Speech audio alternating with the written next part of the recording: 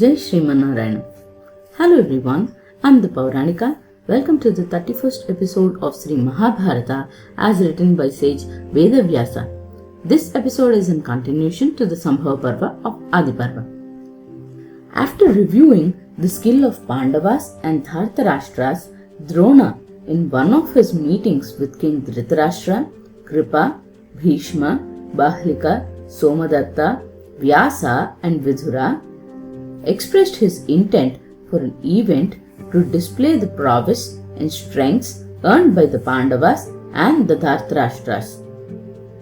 Dhritarashtra loved the idea and said that while he wouldn't be able to see the boy's strength and talent, he would be elated if his people get to see their skill. He asked Drona to decide the place and time for it, and he asked his brother Vidura to make the arrangements. A huge flat ground without any shrubs was chosen.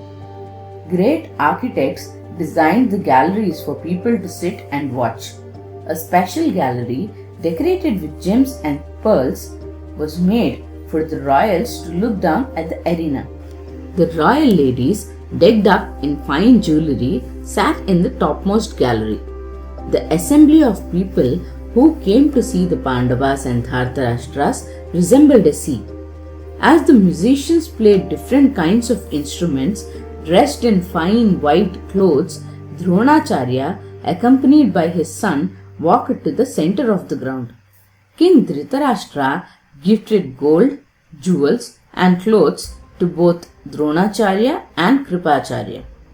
After the Homa and the rites were completed, an entourage entered the ground carrying weapons and equipment of different kinds. The boys of Bharata lineage entered into the arena on great chariots wearing arm guards and quivers filled with arrows, holding their mighty bows. They prayed to their teachers, their arms, and started showing their skills. As they shot arrows in the air, people in the crowd ducked, thinking they will fall on them. The Kuru princes rode on horses and shot at the targets using the arrows with their names engraved on them. The surprised audience hooted, cheered, and clapped. The boys later did many feats on chariots and elephants. They also wrestled and fought with swords. Then it was the turn of Bhimasena and Duryodhana. Those two mighty warriors entered the arena like two wild elephants. They held maces in their hands and they rotated the maces clockwise and anti-clockwise. While Vidura narrated the happenings to Dhritarashtra, Kunti narrated the events to Gandhari. Watching the two warriors fight with their maces, out of their prejudice and affection towards each of them, the crowd split into two teams and cheered for their warrior.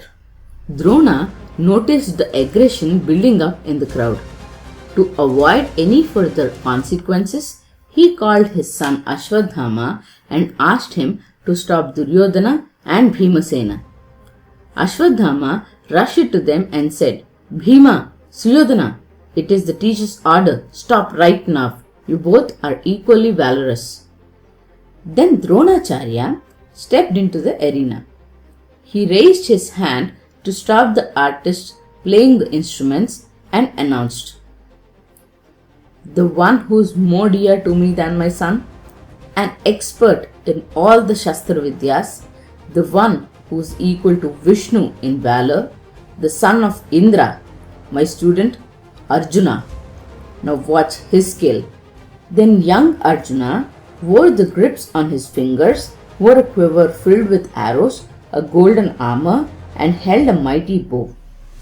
He looked like a cloud accompanied by the sun, rainbow, and lightning. The artists in the arena played their instruments and blew conches. People started telling each other, "Look, he is the son of Kunti, the middle one among the Pandavas. He is Devendra's son. Look at him. He is called the protector of Kuru lineage. He is of exceptional character, I heard." The crowd spoke with each other. Looking at the reception received by Arjuna, Kunti's heart filled with pride. Dhritarashtra asked Vidura, "What is that noise? It is sounding like a disturbed ocean." Then Vidura said, "That's our people welcoming Prince Arjuna." Finally, people settled down in their places to witness the skill of Arjuna. The Pandava pulled his bowstring and fired the Agnyastra and created fire. He created water with Varunastra, wind with Vayuvyastra, and clouds with Parjanyastra. With Antardhanastra, he disappeared into thin air. 1 second he appeared tall, and the next moment he appeared short. 1 second he appeared on a chariot, the other second he was on the ground. He hit all the set targets with great precision. In the arena, they have made a metallic pig. It was rotating. Arjuna shot 5 different arrows at its face, and all the 5 looked like one. After that, Arjuna displayed his skill with sword, mace, and other arms. The people were elated at the sight of Arjuna's might. Once the cheers for Arjuna ended, the crowd heard a loud noise at the arena's entrance, and everyone looked in that direction. Drona, Pandavas, and Duryodhana too looked at the entrance. After being permitted by the guards at the gate, Karna entered the arena. The armor he was born with was shining, and the earrings he was born with lit up his face. Holding a bow with a sword tied at his waist, he looked like a moving mountain. He was a tall man with a well-built body. He looked around the arena and bowed to his teachers Drona and Krupa. However, there was no respect in that namaskara. The crowd looked at him, wondering who he was. Then Karna said to Arjuna, "Kaunteya, I can perform better feats than you here. Don't be arrogant about your skill." Even before Karna finished uttering the words, the people in the crowd rose up together as if they were lifted by a machine. Duryodhana was elated and Arjuna was irritated. With the permission of his teacher Drona, Karna too performed the feats performed by Arjuna. Then Duryodhana, along with his brothers, hugged Karna. "Welcome, welcome, dear friend. You have come at the right time. This Kuru kingdom and I belong to you," said Duryodhana.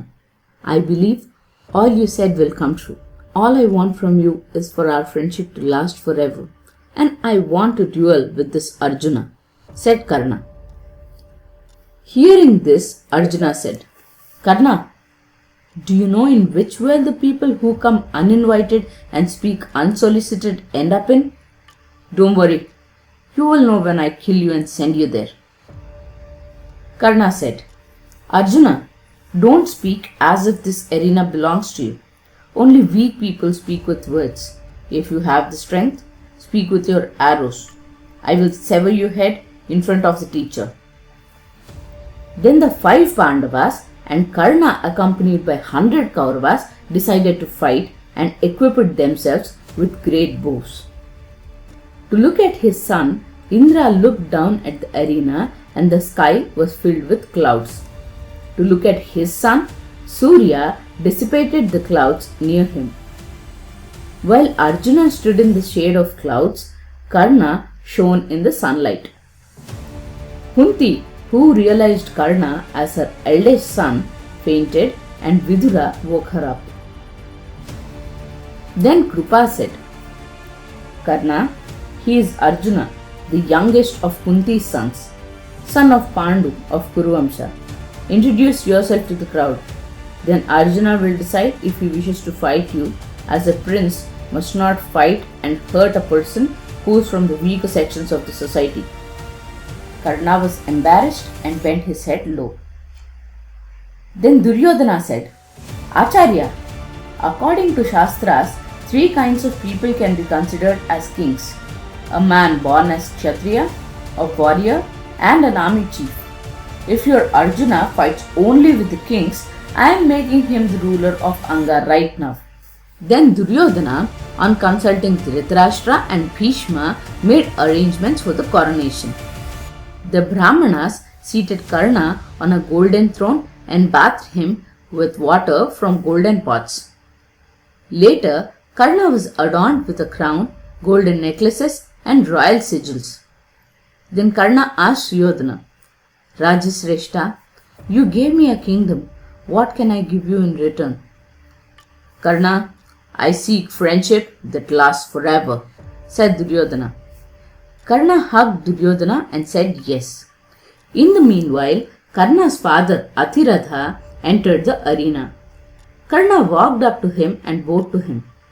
Atiratha's eyes filled up with tears and he hugged his son. Bhimasena, who realized the family background of Karna, then said, Karna, you are not worthy even to die in the hands of Arjuna. Leave the bow and hold a whip like your father.